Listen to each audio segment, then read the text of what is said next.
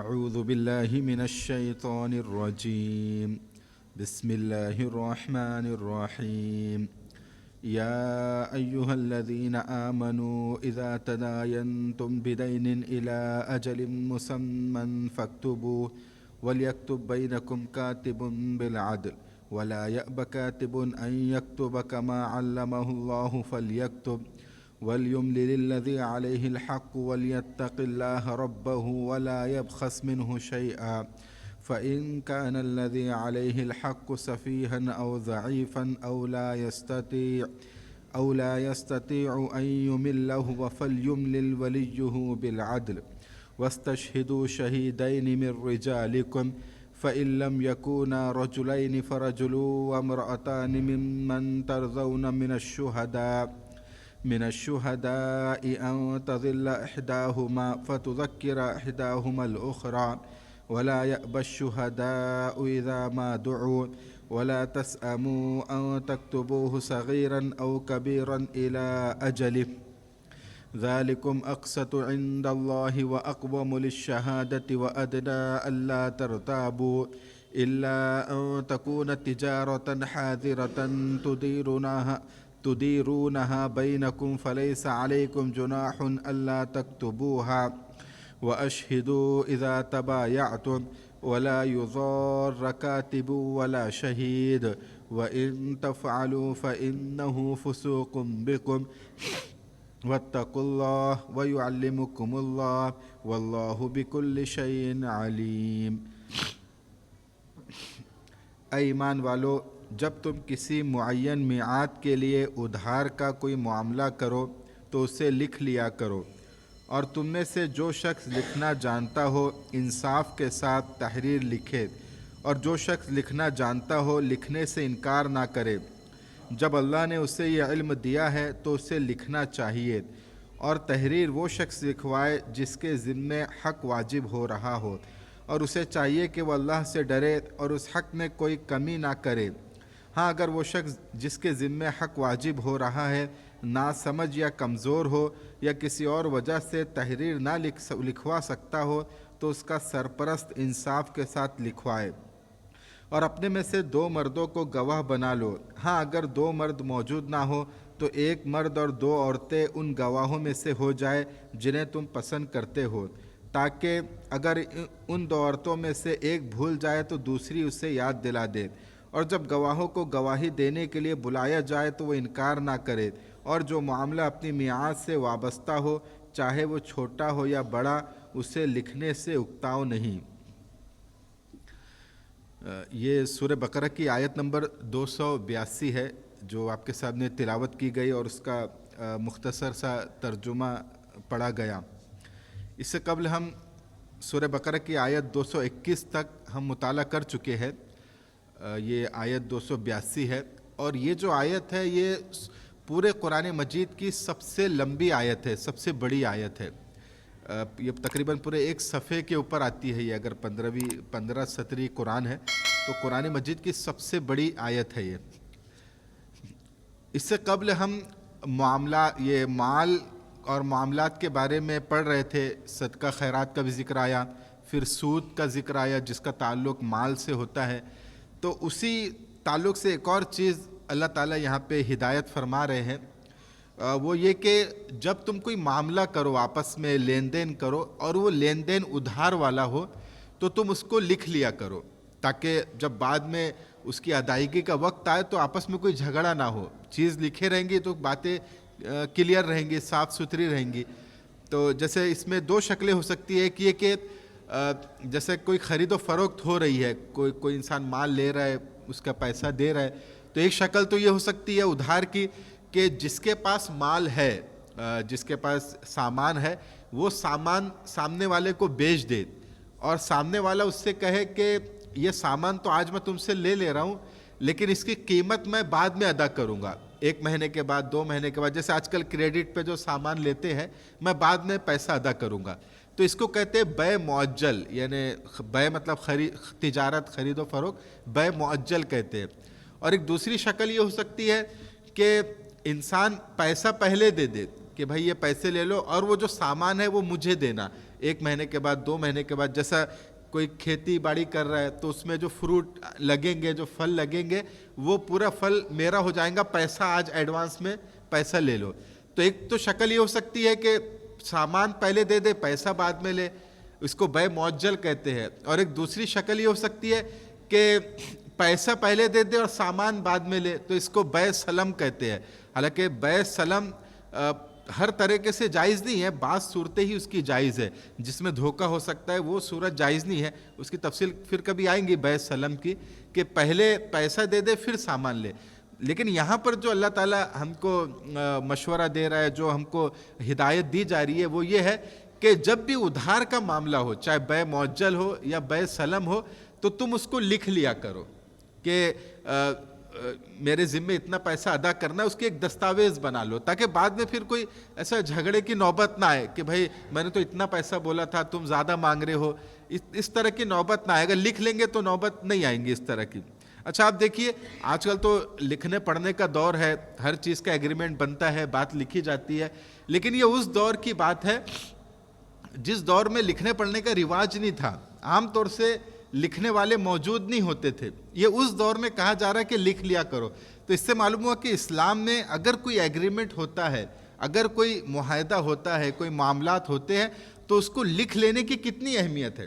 حالانکہ اس وقت لکھنا مشکل ہوتا تھا, لکھنے والے موجود نہیں ہوتے تھے. کوئی بستی میں ایک شخص ہوتا تھا جو لکھنا پڑھنا جانتا تھا.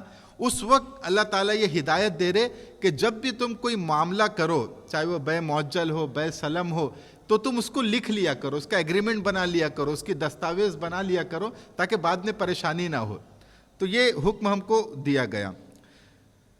وَلَا يَأْبَ كَاتِبٌ أَن يَكْتُبَ كَمَا عَلَّمَ اللَّهُ فَلْيَكْتُبْ. اور پھر جو کاتب لوگ ہیں, کیونکہ اس وقت لکھنے والوں کو ڈھونڈنا پڑتا تھا کہ بھائی یہ لکھنے والا ہے, تو کہا جا رہا ہے کہ جو کاتب لوگ ہیں, لکھنے والے لوگ ہیں, وہ اس سے اکتائے نہ. مطلب اگر کوئی کہہ رہا ہے کہ لکھ دو, ہمارا ایگریمنٹ بنا دو, تو وہ لکھنے والے کو بنا دینا چاہیے. جیسے کہ اللہ نے اس کو علم دیا, اللہ نے اس کو علم سکھایا لکھنے کا, تو اس کو چاہیے کہ وہ لکھ دے.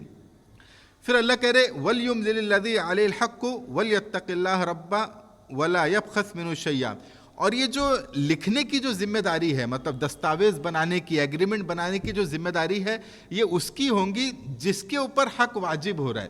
جیسے مثال کے طور پہ بے معجل ہو رہی ہے. بے معجل جیسے کہ میں نے بتایا کہ پہلے سامان سامنے والے نے دے دیا, اب دوسرے انسان کو اس کی پیسہ رقم ادا کرنا ہے, اس کی قیمت ادا کرنی ہے, لیکن وہ کہہ رہا ہے کہ میں قیمت بعد میں ادا کروں گا, کریڈٹ پہ وہ سامان لے رہا ہے. تو جو کریڈٹ پہ سامان لے رہا ہے, جو قیمت ادا کرنے والا ہے, اس کی ذمہ داری ہے کہ وہ ایگریمنٹ بنائے. تو اس سے معلوم ہوا کہ اگر کسی دور میں اگر ایگریمنٹ بنانے میں, دستاویز بنانے میں اگر کچھ پیسہ خرچہ ہوتا ہے, کوئی اگر وکیل کرنا ہے یا جو بھی بنانا ہے, اسٹیمپ پیپر پہ لکھنا ہے, تو خرچہ جو ہوگا وہ اس کے ذمہ ہوگا جو کریڈٹ پہ سامان لے رہا ہے.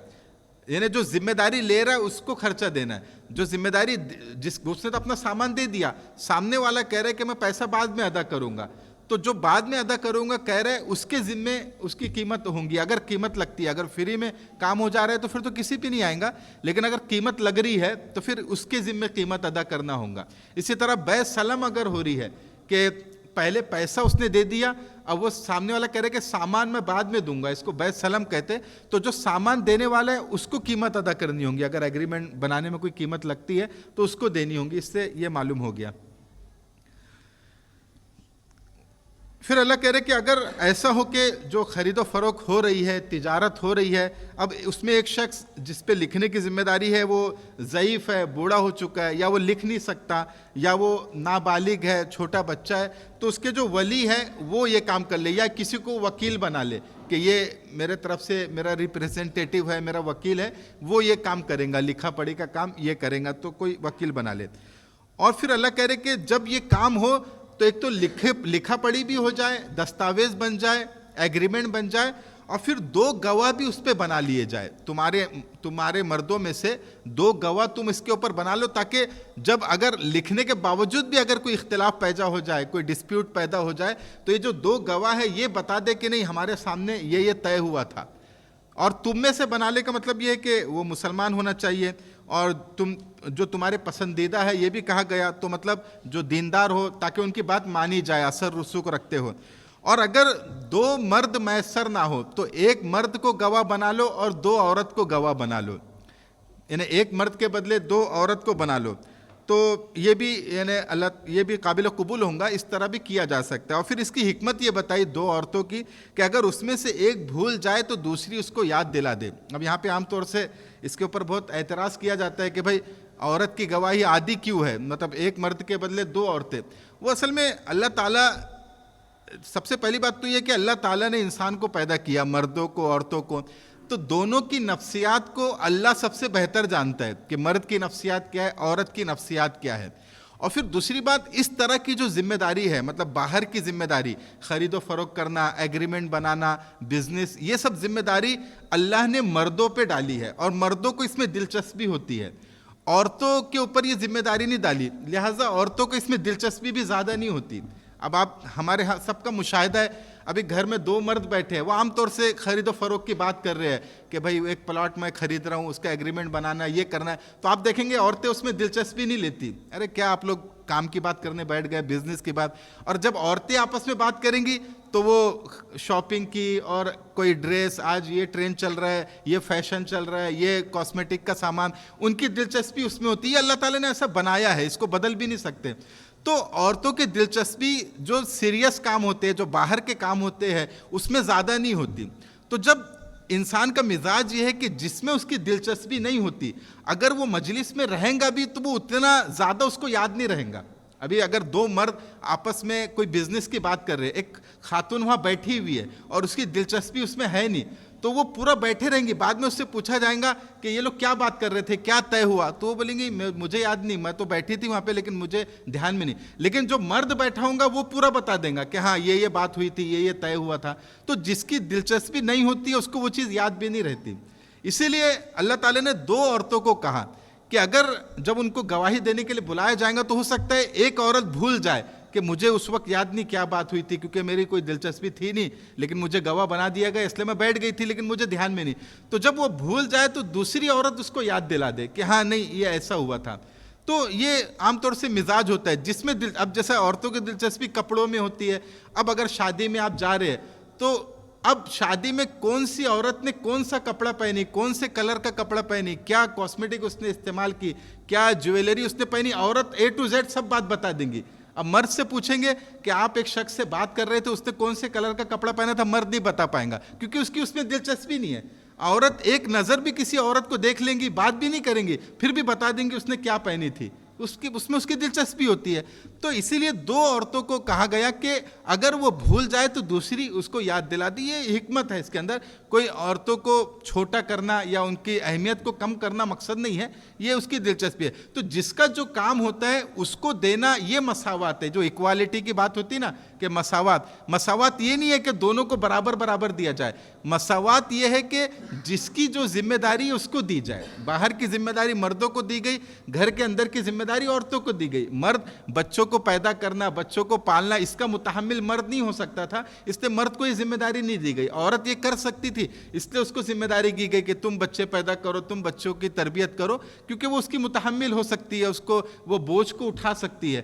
تو یہ مساوات ہے کہ جس کی جو ذمہ داری ہے اس کو وہ دینا، یہ ہے اصل ایکوالٹی۔ وَلَا يَأْبَ الشُّهَدَاءُ إِذَا مَا دُعُوا وَلَا تَسْأَمُوا أَن تَكْتُبُوهُ صَغِيرًا أَوْ كَبِيرًا إِلَىٰ أَجَلٍ۔ اور پھر اللہ کہہ رہے کہ جب یہ گواہ بنا دیے جائے تو جو گواہ بنائے گئے ہیں اگر ان کی ضرورت پڑے تو گواہ کو چاہیے کہ وہ فوراً حاضر ہو جائے اور اپنی گواہی صحیح دے دے۔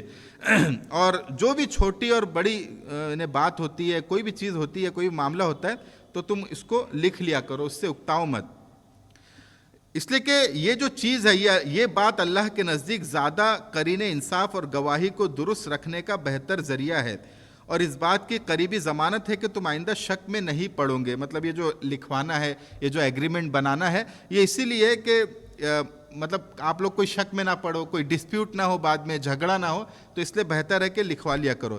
لیکن پھر اللہ کہہ رہے کہ اگر الا ان تکون تجارتاً حاضرتاً، یعنی اگر تجارت یا لین دین اگر وہیں کے وہیں ہو رہا ہے، یعنی کیش آپ سامان لے رہے ہیں، کیش پیسہ دے رہے ہیں، تو پھر وہاں پر لکھانے کی ضرورت نہیں ہے، کیونکہ معاملہ وہیں پہ ختم ہو جا رہا ہے۔ آپ نے سامان لیا، آپ نے پیسہ دے دیے، تو اس کو لکھانے کی ضرورت نہیں ہے۔ ادھار والے میں جو بے معجل ہے یا بے سلم ہے، اس میں لکھوانے کی ضرورت ہے۔ اور لیکن بہتر ہے کہ جو کیش اگر سودا ہو رہا ہے، نقدی سودا ہو رہا ہے، تو بہتر ہے کہ اس میں بھی کوئی گواہ رکھ لے. اگر کوئی ایسا امپورٹنٹ سودا ہے پلاٹ لینے دینے کا، تو ایک گواہ رکھ لے تاکہ اگر بعد میں بھی کوئی پرابلم ہو تو وہ گواہی دے دے.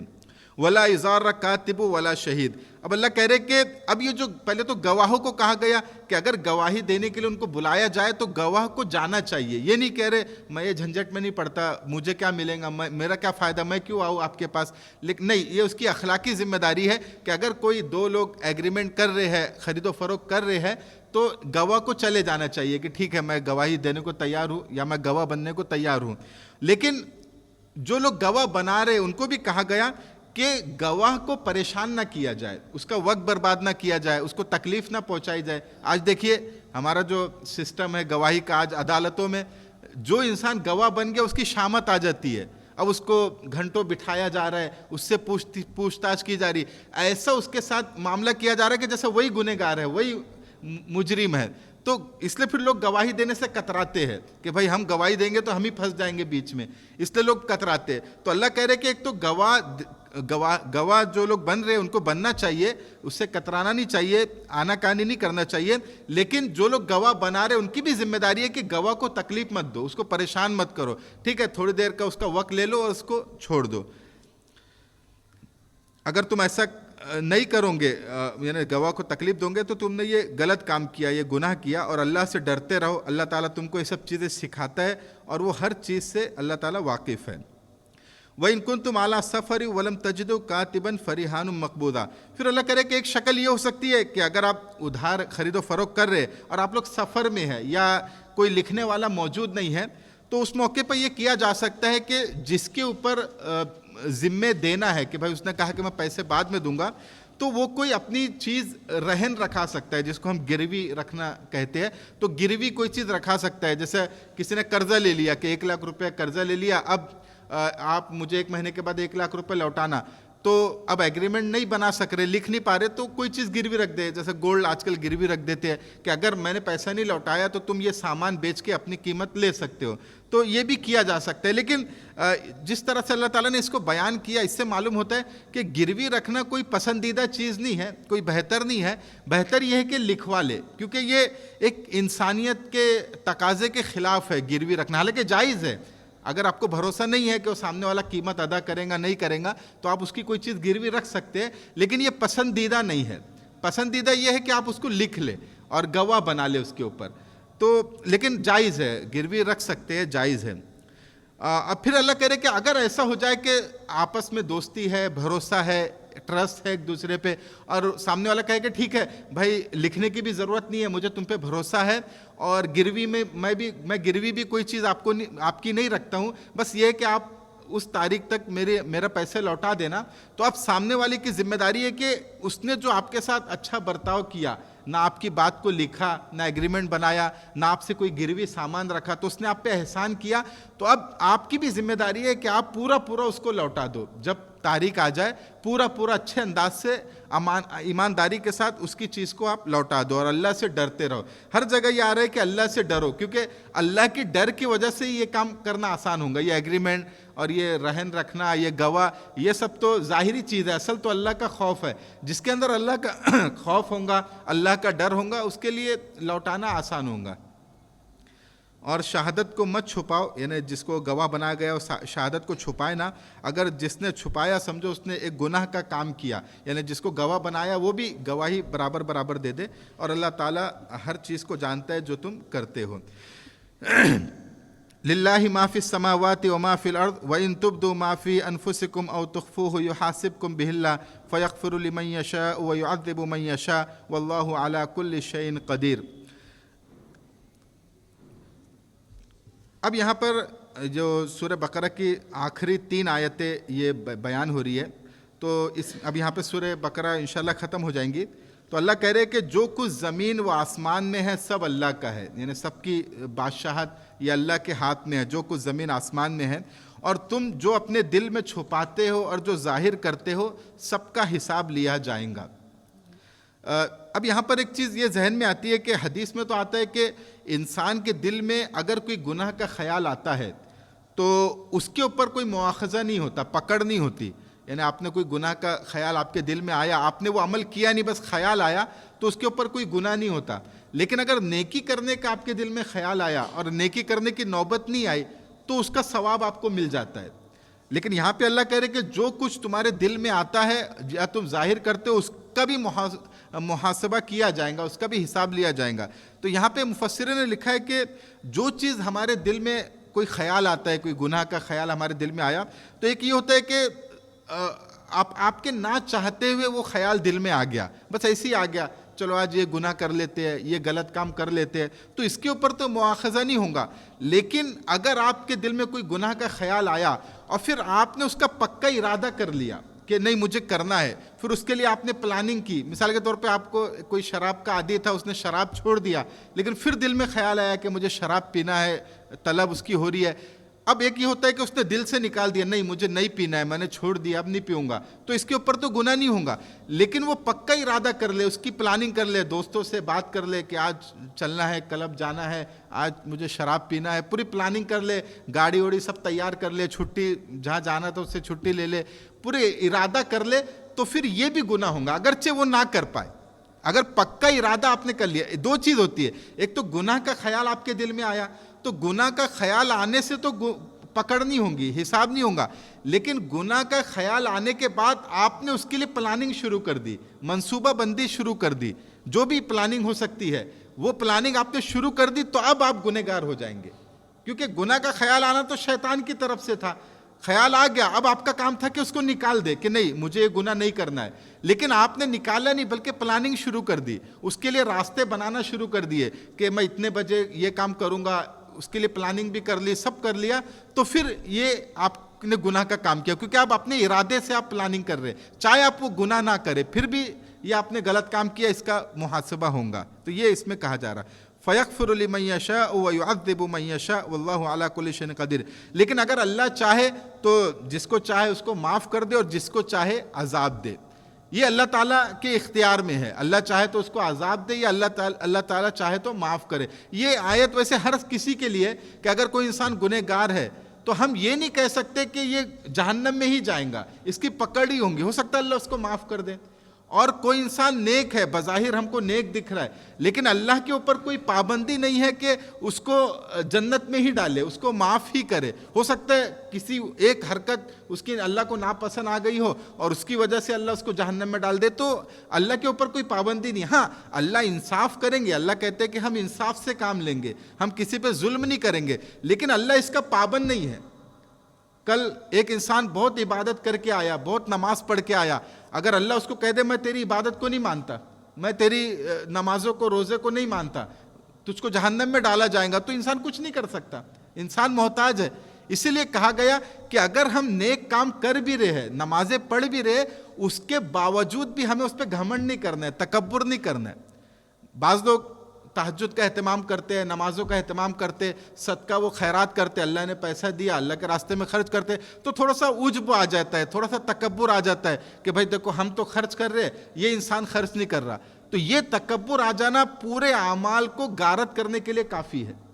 پھر اللہ کہہ دے کہ بھائی میں تمہارے خرچے، تم نے جو صدقہ کیا، تم نے جو نمازیں پڑھی، تم نے جو روزہ رکھا، میں اس کو نہیں مانتا، تو ہم کیا کر سکتے؟ کچھ نہیں کر سکتے.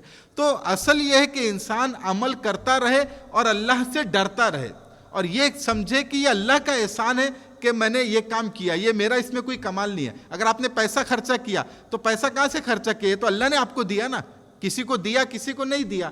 تو جس کو دیا وہ یہ سوچے خرچ کرتے ہوئے کہ یہ اللہ نے مجھ کو دیا اور اللہ نے مجھ کو توفیق دی کہ میں اللہ کے راستے میں خرچ کروں، تو اس پہ مجھے اترانا نہیں ہے، دکھاوا نہیں کرنا ہے، گھمنڈ نہیں کرنا ہے، بلکہ اس پہ بھی ڈرنا ہے کہ اللہ اس کو قبول کر لے. جیسے بعض علماء کہتے ہیں کہ اگر ایک انسان تہجد گزار ہے، نمازی ہے، پرہیزگار ہے، اور ایک دوسرا شخص ہے، اس کا دوست ہے، وہ نماز بھی نہیں پڑھتا اور گناہوں میں لگا ہوا ہے، اس کے باوجود بھی وہ اپنے دوست کو اس نگاہ سے نہیں دیکھ سکتا کہ یہ گنہگار ہے، میں اچھا ہوں، یہ برا ہے. اگر اس نظر سے بھی اس نے دیکھا، سمجھو یہ بھی تکبر ہے. ہو سکتا ہے اللہ تعالیٰ اس کو توفیق دے دے، وہ ہم سے بہتر ہو جائے.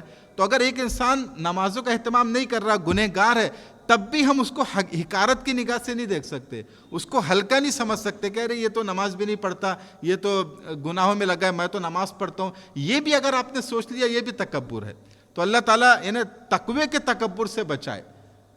ہمارے بزرگ دعا کیا کرتے تھے کہ مال کا تکبر بہت بڑی چیز نہیں ہے, عہدے کا تکبر بہت بڑی چیز نہیں ہے, اصل خطرناک چیز جو ہے وہ تقوی کا تکبر ہے. یعنی جب انسان تقوی اختیار کرتا ہے پھر تکبر کرتا ہے, یہ سب سے خطرناک ہے, اللہ کو سب سے زیادہ ناپسند ہے. تو انسان اگر عمل بھی کر رہا ہے تو اس پہ بھی اللہ سے ڈرتا رہے, اللہ سے عاجزی کرتا رہے, تو انشاءاللہ اللہ اپنی رحمت سے ہمارے اعمال کو قبول کریں گا اور ہم کو بخشیں گا, اور اللہ ہر چیز پر قادر ہے. آمن الرسول بما انزل الیہ من ربہ والمؤمنون کل آمن باللہ وملائکتہ وکتبہ ورسلہ لا نفرق بین احد من رسلہ وقالوا سمعنا واطعنا غفرانک ربنا والیک المصیر. اب یہ دو آخری آیتیں ہیں سورہ بقرہ کی, یہاں پہ سورہ بقرہ ختم ہونے والی ہے. یہ دو آیتوں کی بھی بہت فضیلت حدیث میں وارد ہوئی ہے. ایک حدیث میں آتا ہے کہ جو یہ دو آیتیں پڑھ کے سوئیں گا تو یہ اس کے لیے کافی ہو جائیں گی, مطلب اس کی نجات کے لیے. اور ایک روایت میں ہے کہ یہ اپنے بچوں کو یاد کرایا کرو, یہ جو دو آیتیں ہیں آمن الرسول سے فانصرنا علی القوم الکافرین تک, یہ اپنے بچوں کو, اپنے گھر والوں کو یہ آیت یاد کرایا کرو, اور اس سے شیطان دور ہوتا ہے آپ کے گھروں سے. تو جو گھر میں یہ آیت پڑھی جائیں گی شیطان دور ہوں گا. بہت ساری فضیلتیں اس کی ہے. تو اس میں اللہ کہہ رہے کہ رسول ایمان لے کر آئے اس پر جو ان پر نازل ہوا, یعنی حضرت محمد صلی اللہ علیہ وسلم پر جو نازل ہوا وہ اس پر ایمان لائے, اور ان کے ساتھ مومنین بھی اس پر ایمان لائے جو بھی ان پہ نازل ہوتا ہے. اور وہ سب کہتے ہیں کہ ہم اللہ پر ایمان لائے, فرشتوں پر ایمان لائے, کتابوں پر ایمان لائے اور رسولوں پر ایمان لائے.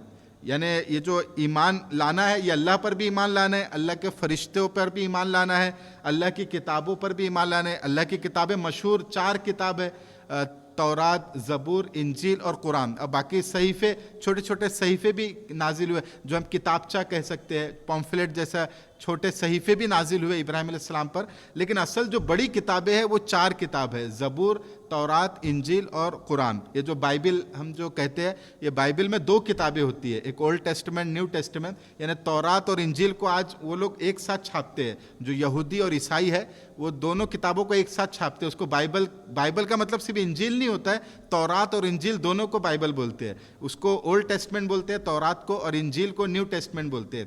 ابھی آج اسی تعلق سے سازش بھی آج کل کی جا رہی ہے کہ یہ لوگ نے ایک شوشہ چھوڑا ہے کہ ابراہمک جو ریلیجن ہے, مطلب جو ابراہمک ایگریمنٹ بول کے وہ بات کر رہے ہیں کہ جس طرح تورات اور انجیل کو ایک ساتھ چھاپا جا رہا ہے بائبل بول کے, اسی طرح جو قرآن ہے, کیونکہ قرآن بھی ابراہمک ریلیجن میں سے ہے, یعنی جو عیسائی, یہودی اور مسلمان ہیں, تو اب ایسا کیا جانا چاہیے دنیا میں ایک مطلب آپس میں اتفاق اور محبت پیدا کرنے کے لیے کہ قرآن بھی اسی کے ساتھ چھاپا جائے. یعنی بائبل کو 3 حصوں میں کر دیا جائے, یعنی تورات, انجیل اور قرآن. تو یہ پلاننگ چل رہی ہے, حالانکہ یہ ہمارے لیے بہت خطرناک چیز ہے کیونکہ ہم یہ مانتے ہیں کہ انجیل اور تورات میں بہت ساری چیزیں تبدیل ہو چکی ہے, اس کو ٹیمپر کیا گیا, بدل دیا گیا, چینج کر دیا گیا, اور قرآن جو ہے وہ چینج نہیں ہوا, یہ اسی شکل میں موجود ہے. تو ہم پوری طرح اس کو نہیں مان سکتے, جو قرآن سے مطابق ہے اس کو مانیں گے. تو اگر یہ اس کے ساتھ چھاپا گیا تو یہ تو ایک تحریف ہو جائیں گی, اور تو یہ بہت خطرناک چیز ہو جائیں گی. لیکن اس کی پلاننگ چل رہی ہے, جو بڑی طاقت ہے وہ یہ اس بات کی کوشش کر رہے ہیں کہ جس طرح تورات اور انجیل کو ایک ساتھ چھاپا جا رہا ہے اسی طرح قرآن کو بھی اس میں شامل کر لیا جائے, تورات, انجیل اور قرآن تینوں کو ایک ساتھ چھاپا جائے. اس طرح کی کوشش ہو رہی ہے, حالانکہ یہ ہمارے لیے قابل قبول نہیں ہے. تو یہ ایمان لاتے اللہ کی کتابوں پر, رسولوں پر. تو رسول پر صرف حضرت محمد صلی اللہ علیہ وسلم پر ایمان لانا کافی نہیں ہے, پورے انبیاء علیہ السلام پر ایمان لانا ضروری ہے, جتنے بھی انبیاء بھیجے. قرآن میں تو تقریباً 25 انبیاء کا ذکر ہوا, لیکن حدیثوں سے معلوم ہوتا ہے کہ 1.25 لاکھ انبیاء و رسول اللہ تعالیٰ نے بھیجے. تو سب پر ایمان لانا ضروری ہے. اگر کسی ایک پر بھی آپ ایمان نہیں لائیں گے تو آپ کا ایمان مکمل نہیں ہوگا. جیسے عیسائی جو ہے, عیسائی تمام نبیوں پر ایمان لاتے ہیں, عیسیٰ علیہ السلام تک, لیکن حضرت محمد صلی اللہ علیہ وسلم پر ایمان نہیں لاتے, اس لیے وہ مسلمان نہیں ہے.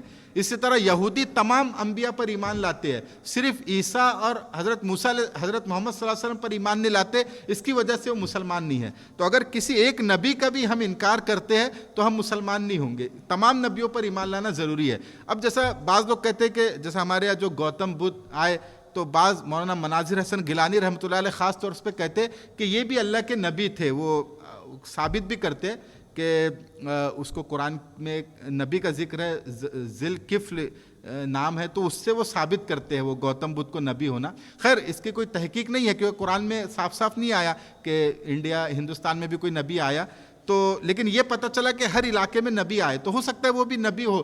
تو ہم کو نہ ان کو انکار کرنا ہے نہ ایکسیپٹ کرنا ہے. اگر ایکسیپٹ مان لیں گے نبی تو یہ بھی غلط ہو جائے گا کیونکہ جو نبی ہے اس کو ہی نبی ماننا ہے, اور انکار کر دیں گے تو اگر وہ نبی ہوں گے تو ہمارا ایمان خطرے میں آ جائے گا. تو ہمیں نہ اس کا انکار کرنا ہے اور نہ قبول کرنا ہے. تو جو ہندوستان میں بھی جو بڑے بڑے لوگ پیدا ہوئے, جو ریلیجس پرسنالٹی, ہو سکتا ہے وہ نبی ہو یا نہ ہو, ان کی تعلیمات ان کی ٹیچنگ چینج ہو گئی ہو, ہم کو نہیں پتہ.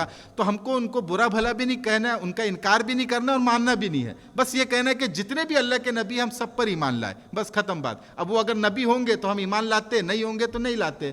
تو اس لیے ہمیں انکار بھی نہیں کرنا ہے. جو گوتم بدھ تھے, جو بھی بڑی بڑی پرسنالٹی ہندوستان میں آئی, ہو سکتا ہے وہ نبی ہو کیونکہ ہر علاقے میں نبی آئے. اب ان کی تعلیمات کو تبدیل کر دیا گیا ہو, چینج کر دیا گیا ہو, کیونکہ ان کی بھی کتابوں میں بہت ساری چیزیں اسلام سے مطابقت اس میں نظر آتی ہے, سملرٹیز نظر آتی ہے.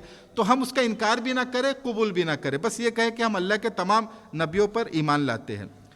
وقالوا سمعنا واطعنا, اور مسلمان یہ کہتے کہ ہم نے سنا اور اس کی اطاعت کی. مطلب اللہ کی طرف سے جو بھی حکم ہمارے اوپر آیا, اللہ اس کے نبی کی طرف سے جو بھی احکام آتے ہیں, جو بھی آرڈر آتا ہے, ہم اس کو سنتے اور اس کو مانتے ہیں. یہ نہیں کہ پہلے ہم دیکھتے ہیں کہ جو حکم آیا یہ ہماری عقل میں آتا ہے کہ نہیں آتا, اس میں کوئی حکمت ہے کہ نہیں ہے, کوئی سائنٹیفک فائدہ اس میں ہے کہ نہیں ہے, ہم یہ سب نہیں دیکھتے. بس اللہ کا حکم ہے, ہم کو ماننا ہے. اور ایمان کا تقاضا یہی ہے کہ جو اللہ کا حکم آ جائے اس کو بغیر سمجھے, بغیر اس پہ غور کیے اس کو قبول کر لے. ہاں اس کی حکمت اگر کوئی سمجھنا چاہے یہ غلط نہیں ہے, لیکن قبول اس کو کرنا ہے. کیونکہ ایمان لانے کا مطلب ہی یہ ہے کہ آمنت باللہ کما ہوا باسمائہ و صفاتہ وقبلت جمیع احکامہ, کہ میں ایمان لایا اللہ پر, وقبلت جمیع احکامہ, اور میں نے اس کے تمام آرڈر کو, تمام احکام کو قبول کر لیا, چاہے جو بھی ہو, میری عقل میں آئے چاہے نہ آئے. ضروری نہیں کہ اس کی انٹلیکچوئل انٹرپریٹیشن ہو تبھی میں مانوں گا, یہ نہیں, بلکہ میں نے اس کو قبول کر لیا. ہاں یہ مجھے اس کا بھی علم ہے کہ اللہ کا ہر حکم حکمت پر مبنی ہوتا ہے, اس کے فائدے ہوتے ہیں. آج سائنس کا دور ہے, بہت ساری چیزوں کے فائدے سامنے آ رہے, لیکن اس وجہ سے ماننا کہ اس میں سائنسی فائدہ ہے تو یہ پھر ایمان کا تقاضا مکمل نہیں ہوا. ایمان کا تقاضا یہ ہے کہ جو اللہ کا حکم آ گیا ہم اس کو مانتے ہیں جیسا وہ اللہ نے حکم ہم کو دیا.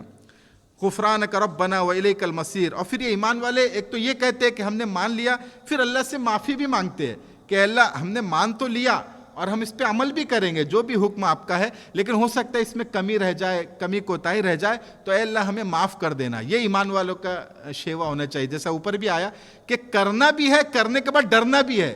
کرنے کے بعد تکبر نہیں کرنا ہے, گھمنڈ نہیں کرنا ہے کہ ہم نے بہت کمال کر دیا, ہم نمازوں کا اہتمام کرتے, ہم صدقہ خیرات کرتے, نہیں, اس کے بعد بھی معافی مانگنا ہے, اس کے بعد بھی ڈرنا ہے. یہ اصل کمال ہے. اور الیک المصیر, اور یہ کیوں؟ اس لیے کہ ہم کو تیری ہی طرف لوٹ کے آنا ہے. بھائی اگر تو ہم سے ناراض ہو گیا تو پھر ہمارا کیا ہوگا؟ ہمارا تو کوئی ٹھکانہ نہیں ہے, لوٹ کے تیری طرف ہی آنا ہے, مر کے تیرے سامنے حاضر ہونا ہے.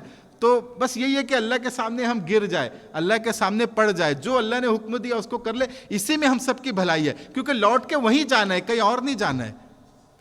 لا یکلف اللہ نفسا الا وسعہا. پھر دیکھیے اللہ تعالیٰ کتنی اچھی بات کہہ رہے کہ ٹھیک ہے آپ ہر چیز مان رہے ہماری, ہے نا, ہر چیز ہماری مان رہے, جو حکم ہم نے دیا, لیکن اللہ بعد میں تسلی بھی دے رہے کہ ہم جو حکم دیتے ہیں اس کا مطلب یہ نہیں کہ ہم ایسا حکم دے دیتے جو تم کر نہیں سکتے, ہم تم کو اتنا ہی حکم دیتے ہیں جو تم کر سکتے ہو. ہم مکلف اتنا ہی بناتے جتنا تم بوجھ اٹھا سکتے ہو, جس کا تم بوجھ نہیں اٹھا سکتے ہم مکلف نہیں بناتے. حالانکہ ہم چاہے تو ہم ایسا بھی حکم دے دیں, جیسا زکوٰۃ ہے, زکوٰۃ اللہ نے کہا 2.5% دینا ہے, 2.5%. اگر اللہ کہہ دے کہ 2.5% تم کو رکھنا ہے, باقی زکوٰۃ دینا ہے, مطلب 27% تم کو دینا ہے, تو بھی تم کو دینا پڑتا تھا, لیکن اللہ اتنا ہی مکلف تم کو بناتے جتنا تم کر سکتے ہو. تو یہ بھی اللہ نے ایک احسان اپنا بتا دیا. اب آپ دیکھیے شریعت میں جتنی بھی چیزیں ہیں بہت آسان ہے اس پہ عمل کرنا. جو چیز کرنے کا حکم دیا گیا وہ بھی بہت آسان ہے, 5 وقت کی نمازیں ہے, روزہ ہے, 2.5% زکوٰۃ دینا ہے, استطاعت ہے تو حج کرنا ہے, کوئی چیز مشکل نہیں ہے, سب چیز آسان ہے. رشتہ داروں کے ساتھ اچھا سلوک کرنا ہے, میاں بیوی آپس میں ایک دوسرے کے حقوق ادا کرے, کوئی مشکل کام نہیں ہے. آسان ہے. تو شریعت نے جو بھی حکم ہم کو دیا بہت آسان ہے. اسی طرح جو حرام چیزیں ہیں، چند چیزیں حرام ہے، گنتی ہم انگلی پر اس کو گن سکتے ہیں. شراب پینا حرام ہے، چوری کرنا حرام ہے، زنا کرنا حرام ہے، جھوٹ بولنا حرام ہے. چند چیزیں ہیں جو حرام ہے، تو اس سے بچنا بھی کوئی مشکل نہیں ہے. تو دین اللہ نے بہت آسان بنایا. اگر کوئی کرنا چاہے تو بہت آسان ہے. ہاں یہ ہے کہ اس پہ عمل کرنے کے لیے اپنے آپ کو آمادہ کرنا یہ مشکل ہے. جیسے فجر کی نماز ہے، اب فجر کی نماز 2 رکعت ہے، کوئی مشکل نہیں ہے، لیکن جانا فجر کی نماز کے لیے جانا مشکل ہے. اب اس کے لیے اپنے آپ کو تربیت دینا ہے، اپنے آپ کو تیار کرنا ہے کہ آپ بستر سے اٹھ سکے، اپنی نیند کو خراب کر کے آپ فجر کی نماز کے لیے جائیں. اس کے لیے آپ کو ایمان کی ضرورت ہے. اعمال تو بہت آسان ہے، لیکن ایمان بنانا بھی ضروری ہے تاکہ آپ فجر کے لیے اٹھ سکے، تاکہ آپ 2.5% زکوٰۃ نکال سکے. حالانکہ سب کو مال کی محبت ہوتی ہے، مشکل ہوتا ہے نکالنا، لیکن آپ نکال سکے اس کے لیے ایمان بنانا ضروری ہے. لہا ما کسبت وعلیہا مکتسبت. اور جو انسان اچھا عمل کرے گا اس کو اس کا بدلہ دیا جائے گا، اور جو برے عمل کرے گا وہ اس کے خلاف اس کے ساتھ کارروائی کی جائیں گی. ربنا لا تؤاخذنا ان نسینا او اخطانا. اور ایمان والوں سے کہا جا رہا ہے کہ ایمان والوں تم ایسا کہا کرو کہ اے ہمارے رب، اگر ہم سے کوئی بھول چوک ہو جائے تو ہماری پکڑ نہ کیجیے. بھول چوک ہوتی ہے، انسان بھول سکتا ہے، تو پکڑ نہ کیجیے. ربنا ولا تحمل علینا اسرا کما حملته علی الذین من قبلنا. اور آپ یہ بھی دعا کرو کہ اے اللہ ہم کو کوئی ایسا بوجھ نہ دے جیسا بوجھ تو نے ہم سے پہلے لوگوں پر ڈالا تھا. جیسے پہلے لوگوں پر زیادہ سختی تھی، اس کی کئی مثالیں بھی آئی کہ ان کے ہاں جیسا جو مقدس دن تھا وہ سنیچر کا دن تھا، سیٹرڈے. تو سنیچر کو پورا دن بھر ان کے لیے تجارتی سرگرمی کرنا، معاشی سرگرمی کرنا یہ منع تھا ان کے ہاں، تو وہ نہیں کر سکتے تھے. لیکن ہم کو سہولت دی گئی. ہمارے یہاں جمعہ کا دن مبارک دن ہے، تو ہمارے یہاں صرف جمعہ کی نماز کا جو وقت ہے اس میں تجارتی سرگرمیاں، بزنس ایکٹیویٹی منع ہے. پھر نماز کے بعد آپ دوبارہ کر سکتے ہیں. تو ہمارے لیے تھوڑا سا وقت منع ہے، ان کے لیے پورا دن بھر منع تھا. اسی طرح روزے کے معاملے میں ان کو پوری رات روزہ رکھنا ہوتا تھا. تو اللہ نے اس شریعت میں سہولت رکھی ہے، اور بھی بہت ساری سہولتیں ہیں. تو یہ دعا بھی کیا کرو کہ اللہ ہم کو سہولت دے.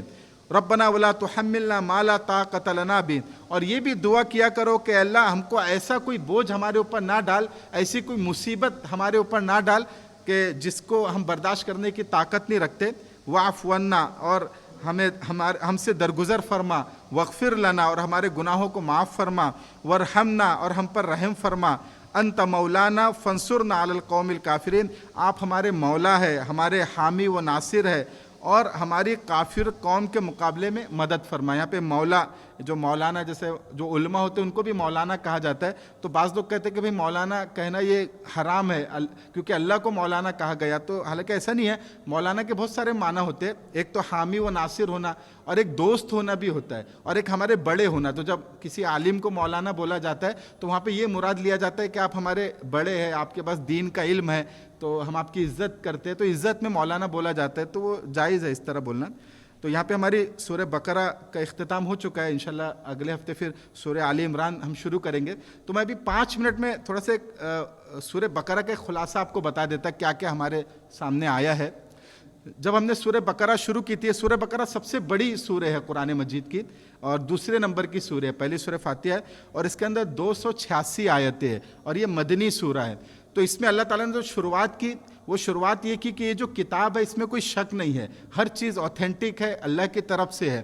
اور یہ کتاب متقیوں کے لیے ہدایت ہے. متقیوں کے لیے ہدایت مطلب جو طلب کے لیے پڑھیں گے، ہے نا. ابھی جیسے ہم درس قرآن میں آ رہے ہیں، اگر ہمارے اندر طلب ہے کہ ہم جو بھی سنیں گے اپنے اندر تبدیلی لائیں گے، اس نیت سے جو پڑھیں گا اس کے لیے کتاب ہدایت بنیں گی. کوئی اگر بحث و مباحثہ کے لیے پڑھ رہا ہے، اپنے مسلک کو ثابت کرنے کے لیے پڑھ رہا ہے، اپنے نظریے کو، اپنی اوپینین کو ثابت کرنے کے لیے قرآن پڑھ رہا ہے، تو پھر قرآن اس کے لیے ہدایت نہیں بنے گا. ہدایت اس وقت بنے گا جو صحیح راستے پہ چلنے کے لیے اس کو پڑھیں گا. پھر اس کے بعد اللہ نے 3 لوگوں کا ذکر کیا کہ جب ہدایت آتی ہے تو لوگ 3 حصوں میں بڑھ جاتے ہیں. ایک وہ لوگ جو ہدایت کو مان لیتے ہیں، وہ ایمان والے کہلاتے ہیں.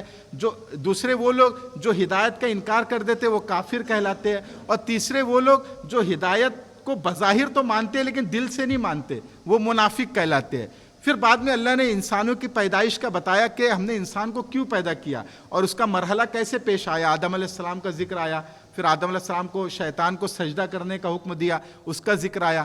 پھر اللہ تعالیٰ نے امت محمدیہ کو جو ذمہ داری دی کہ نبی جو مکہ میں پیدا ہوئے، پھر امت کو جو ذمہ داری نبیوں والا کام دیا گیا، تو اس کو سمجھانے کے لیے بنی اسرائیل کا ذکر آیا کہ دیکھو پہلے ہم نے تم سے پہلے بنی اسرائیل کو یہ عہدہ دیا تھا، یہ مقام دیا تھا، لیکن بنی اسرائیل نے بہت کوتاہی کی، بہت ہماری نافرمانی کی، ہماری نعمتوں کی ناقدری کی، تو وہ مقام جو ہم نے ان کو دیا تھا وہ مقام ان سے چھین کے ہم نے تم کو دے دیا. تو اب تمہاری ذمہ داری ہے کہ تم وہ ناقدری نہ کرو، تم وہ غلطی نہ کرو جو بنی اسرائیل نے کی. تو بنی اسرائیل کی جتنی بھی غلطی قرآن میں بتائی گئی ہے، یہ قصے کہانی کے لیے نہیں بتائی گئی کہ دیکھو ایک قوم تھی وہ ایسا ایسا کرتی تھی، اس لیے نہیں بتایا. اس لیے بتایا گیا کہ تم وہ سب مت کرنا، جو بنی اسرائیل نے کیا وہ تم مت کرنا، اس لیے بنی اسرائیل کا ذکر آیا. پھر بعد میں ابراہیم علیہ السلام کا ذکر آیا کہ اس لیے کہ ابراہیم علیہ السلام کو بنی اسرائیل بھی مانتے ہیں، یہودی بھی مانتے ہیں، عیسائی بھی مانتے ہیں، مسلمان بھی مانتے ہیں. تو ان کو بتایا گیا کہ دیکھو جو ابراہیم تھے وہ توحید پر تھے، وہ شرک نہیں کرتے تھے،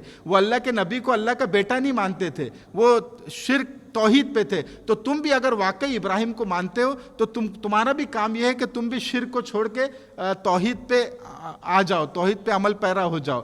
پھر اس کے بعد بعض احکامات دیے، جیسے یہاں پہ ذکر آیا، نماز کا ذکر آیا، زکوٰۃ کا ذکر آیا، سود کا تفصیل سے ذکر آیا. جو پچھلے ہفتے ہم نے سود کے بارے میں تفصیل سے پڑھا تو پورا سود کا اس میں ذکر آیا کہ سود کیوں حرام ہے، سود کی تعریف کیا ہے، اس کا ڈیفینیشن کیا ہے، سود تجارت کیوں جائز ہے، سود اور تجارت میں کیا فرق ہے، اس کا پورا ذکر آیا، بعض احکامات دیے گئے. اور پھر اس کا اختتام اس پر ہوا کہ اللہ کے انسان یہ کرے.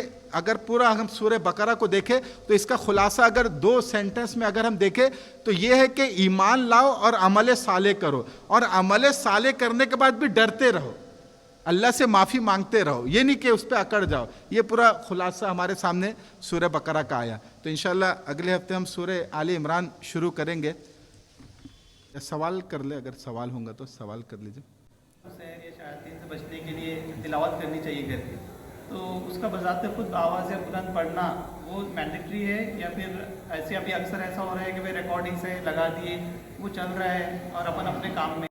نہیں، ریکارڈنگ سے تو وہ فائدہ حاصل نہیں ہوگا جو پڑھنے سے ہوگا. پھر دوسری بات، آج کل جو ریکارڈنگ کا رواج چلا ہے اس میں بے ادبی بھی بہت ہوتی ہے قرآن کی. اب یہ ہوٹل وغیرہ میں بھی لوگ بجاتے ہیں، اب لوگ آ رہے گپ شپ کر رہے ہیں، چلا رہے ہیں. تو قرآن کو سننا ضروری ہے، جب قرآن پڑھا جائے تو اس کو دھیان سے سننا. تو اگر آپ کو لگتا ہے کہ ریکارڈنگ چلا کے ہم دھیان سے سنیں گے تو آپ سن لے، ثواب سے تو خالی نہیں ہوں گا کیونکہ اللہ کا کلام ہے، اللہ کا کلام پڑھا جا رہا ہے، تو سننے کا ثواب آپ کو مل جائے گا، ریکارڈنگ میں بھی ثواب مل جائے گا. لیکن پھر کوشش یہ کی جائے کہ دھیان سے سنیں. اگر گھر میں بجا رہے ہیں تو تمام افراد بیٹھ کے سنیں. لیکن زیادہ بہتر طریقہ یہی ہے کہ ایک پڑھا جائے، سورہ بقرہ گھر میں پڑھی جائے، بہتر طریقہ یہ. لیکن ثواب سے تو خالی نہیں ہوں گا، کچھ نہ کچھ فائدہ تو مل ہی جائے گا اس کا ریکارڈنگ کا. لیکن پھر ریکارڈنگ میں سنیں لیکن دھیان سے. جی، انسان کے دل میں وساوس آتے ہیں، ان وساوس کے بارے میں بتائیے. دیکھیے وساوس جو ہے اس کا میں نے سمجھایا بھی تھا کہ وسوسے ایک تو غیر اختیاری طور پہ آ گئے، آپ کے دل میں خیال آ گیا گناہ کرنے کا شیطان کی طرف سے. تو خیال آنے کے بعد آپ نے اس خیال کو نکال دیا، کیونکہ خیال آنا تو آپ کے اختیار میں نہیں تھا، خیال آ گیا، لیکن اب اس کو ایگزیکیوٹ کرنا یہ آپ کے اختیار میں ہے. اگر آپ نے اس کو منصوبہ بندی کر لی اس کی تو یہ پھر آپ گناہ کیا آپ نے. تو اس میں کہا گیا کہ بعض مرتبہ ایسا ہو سکتا ہے کہ آپ کے دل میں خیال آیا، پھر آپ نے اس کی پلاننگ شروع کر دی، اس کو ایگزیکیوٹ کرنے کی پلاننگ شروع کر دی کہ اب مجھے یہ کرنا ہے، لیکن کسی وجہ سے آپ اس کو نہیں کر پائے، تب بھی گناہ ہوگا کیونکہ آپ نے پلاننگ کرنے کا گناہ ہوگا. ہاں، ایک یہ کہ خیال آیا اور آپ نے نکال دیا تو پھر گناہ نہیں ہوگا. یہ دونوں میں فرق ہے، خیال آنا پھر اس کی منصوبہ بندی کرنا. اب جہاں تک یہ سوال ہے کہ مطلب یعنی کیا کیا جائے کہ خیال نہ آئے، تو ایسا تو نہیں ہو سکتا، خیال تو آتا ہی ہے. صحابہ کے اندر بھی خیال آتا تھا، صحابہ پوچھتے تھے حضور سے کہ کبھی کبھی ہمارے دل میں ایسا خیال آتا ہے کہ ایسا لگتا ہے کہ ہم زمین میں دھس جائے، یعنی ایمان کو چھوڑنے کا کبھی کبھی خیال آ جاتا ہے. تو شیطان تو پیچھے لگا ہوا ہے، تو خیال تو آئیں گا، لیکن ایمان والے کو یہ کرنا ہے کہ جیسی خیال آئے اس کو نکال دے، اس سے دھیان ہٹا دے، اپنے آپ کو مصروف کر لے، دینی مجلس میں اپنے آپ کو لے کے جائے، نیک لوگوں کے ساتھ صحبت اختیار کرے، اس کو کوشش کرے. اگر پلاننگ کریں گا تو پھر گناہ ہو جائیں گا، کیونکہ آپ منصوبہ بنانا یہ آپ کے اختیار میں ہے. خیال آنا تو خیال تو آئیں گا ہی. ایک کسی نے صحابی نے پوچھا کہ بھائی خیال آتا ہے تو حضور نے کہا چور وہیں آتا ہے جہاں پیسہ ہوتا ہے, خزانہ ہوتا ہے. تو آپ کے دل میں ایمان ہے تو شیطان وہی آئے گا. جو بے ایمان ہے اس کے پاس شیطان کی ضرورت ہی نہیں جانے کی, وہ تو پہلے سے ہی بے ایمان ہے. تو ایمان والوں کے اندر خیال آنا کوئی غلط نہیں ہے. ہاں یہ ہے کہ اس کو نکالے. اب نماز میں کوئی خیال آ رہا ہے تو نماز میں خیال آ گیا تو اس کو نکال دے. اب انسان نکال نہیں رہا, اسی کو سوچ رہا ہے. دکان کا خیال ہے, گناہ کرنے کا خیال آ گیا نماز میں, اب اسی کو سوچ رہا ہے کہ میں ایسا کروں گا, نماز کے بعد یہ گناہ کر لوں گا, تو پھر یہ غلط ہو گیا. اس کو نکالے دل سے. تو خیال کو روکنے کا کوئی وہ نہیں ہے, بس اس کو نکال دے. لیکن اور اپنے آپ کو اچھی مجلس میں رکھے, اچھے لوگوں میں اٹھنا بیٹھنا رکھے, پاک صاف رہے, ناپاکی سے بچے, ایسی چیزوں سے بچے جہاں پہ خیال آ سکتا ہے. یہی ایک راستہ ہے. تو اگلے ہفتے انشاءاللہ سورہ آل عمران شروع کریں گے, تو آپ لوگ تشریف لائے اس میں بھی.